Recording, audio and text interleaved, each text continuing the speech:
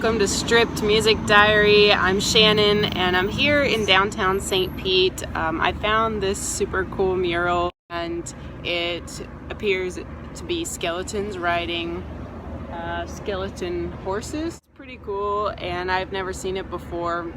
I actually was driving around looking for a location to film today that would be a little bit more upbeat and less depressing than my previous video about the doom and gloom and at the abandoned dog track. It's a fun mural despite it being kind of a gloomy theme here. So I'm making this video to talk about the new Blink-182 album, California, as well as another album I heard that it's not new, but it's new to me.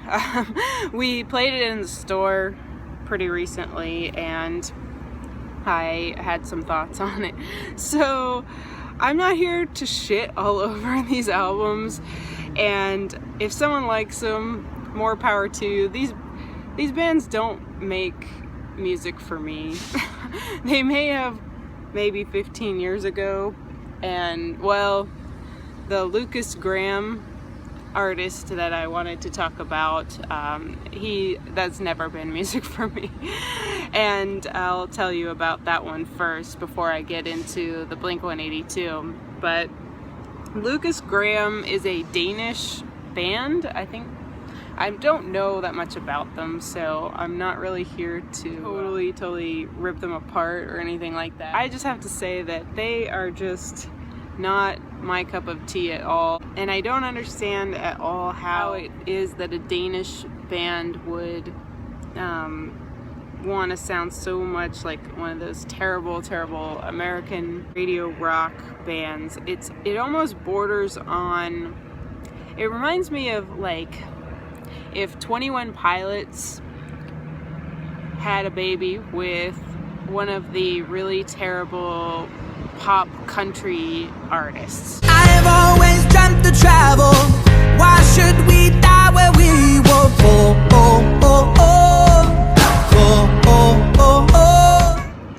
So that's what we're working with here, and they have a song called Mama Said, and it has like that sample that Jay-Z uses from Annie, but it's like way worse, and it's just, nobody needs that. Mama said that it was okay. Mama said that it was right, alright. Our kind of people had a bed for the night. No one needs that ever. My favorite song that we heard, and by the way, we only listened to this in the store because we thought that the album would be like some kind of alternative or rock or something because of the album artwork, but we were very wrong. It's definitely trying to be 21 Pilots in my opinion, but it's just such garbage. And the song that really put me over the edge and I couldn't take it anymore was this song called How Come You Don't Strip No More. And it's exactly what you think it is. It's just like he's looking for a stripper named Destiny that he saw working at the club, and now she's not there anymore. And it's really just the worst kind of fodder that you can think of. There's also a lovely song called Drunk in the Morning. So as you can imagine, this is just not good, and it's not for me. I don't know who it's for, but it's not for me. That being said, I don't want to spend too much of my day or life on Lukas because no one should. And so the new Blink-182 album, California, came out yesterday, and it's pretty much exactly what I'd expect from a new Blink-182 album.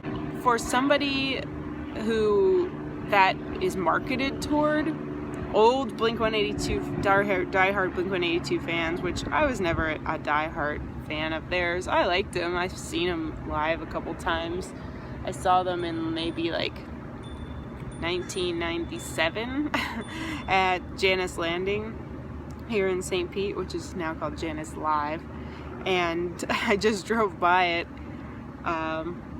Little side story here. I just drove by it and there's some tour buses parked outside, and I didn't know what was going on, but I guess it's the band In This Moment. But the funniest part was the fact that the band Sunflower Dead, I guess they're called Sunflower Dead. Their tour bus was parked outside, and they have a customized trailer with like their logo on it or something. So I immediately Googled Sunflower Dead, and this is what I was assaulted with. I'll put the photo up here for you.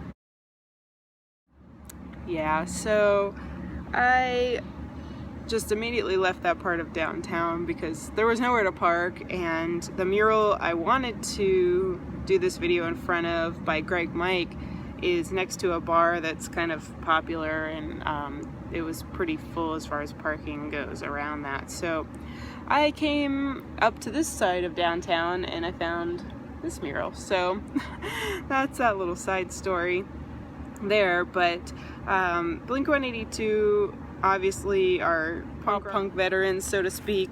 You have to kind of, like, in a weird way, respect their kind of like their resilience because they have been through a lot with, we know Tom DeLonge is kind of out there these days. He's looking for aliens or, you know, whatever he has going on, but they tried to make it work with him in 2009 and he just, you know, kind of was holding them back.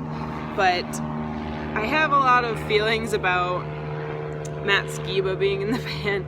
I love Alkaline Trio, I love them, and it's hard for me to accept that he's in Blink-182 now.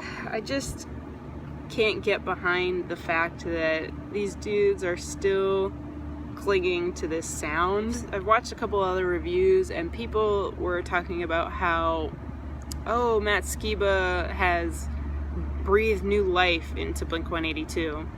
But the thing is, like, they still sound the same.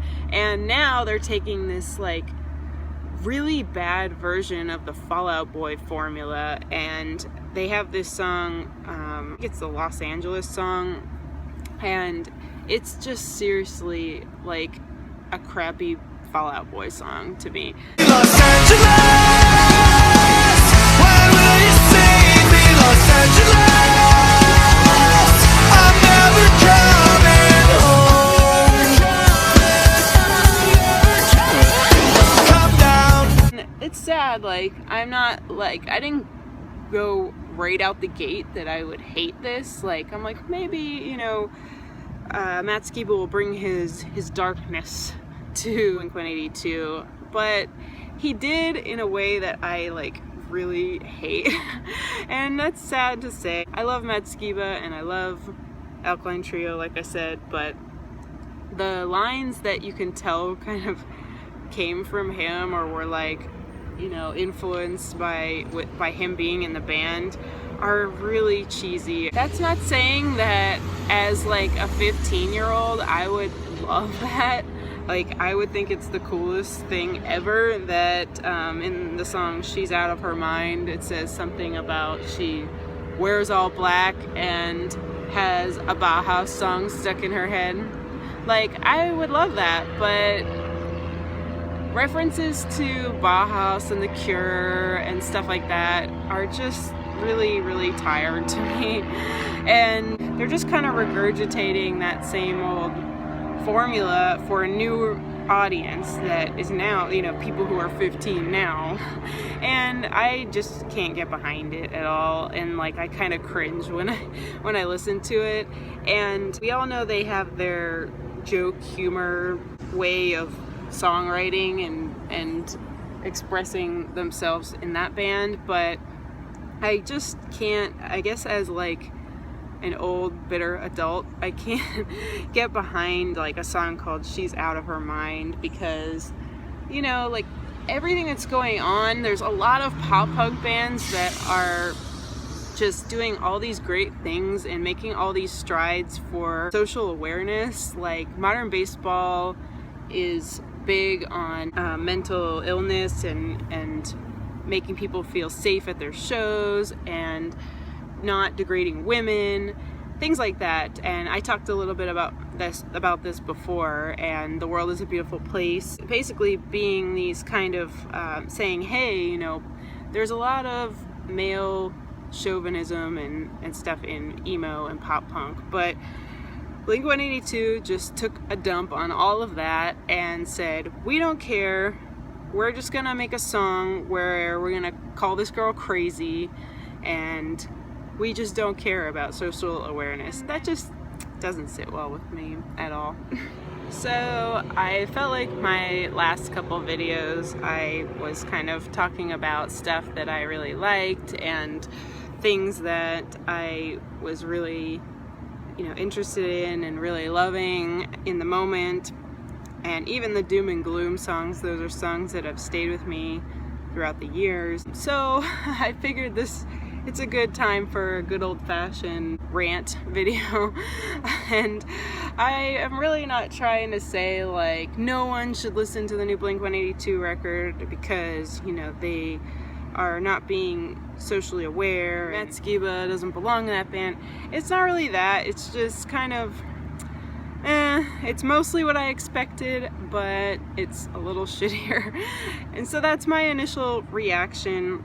Also, there's a weird, like, I mean, there's a California theme on the record, but there's just like this weirdness to it to me that is just kind of like a Red Hot Chili Peppers thing going on or something, where every song like has to reference California and saying like how Mark Hoppus is singing how he lost people to San Diego, can't go back to San Diego. It's just, I don't know, like it's just exhausting to listen to, and it just doesn't feel like this is a great nostalgic moment to me. So maybe I just really don't like Blink-182 anymore. And if you want to share some of your comments, then you're welcome to comment below or on my Instagram page. I'll put that link there below as well. And as always, hit subscribe if you want to see more videos, and let me know what you're listening to. Alright, thanks, bye!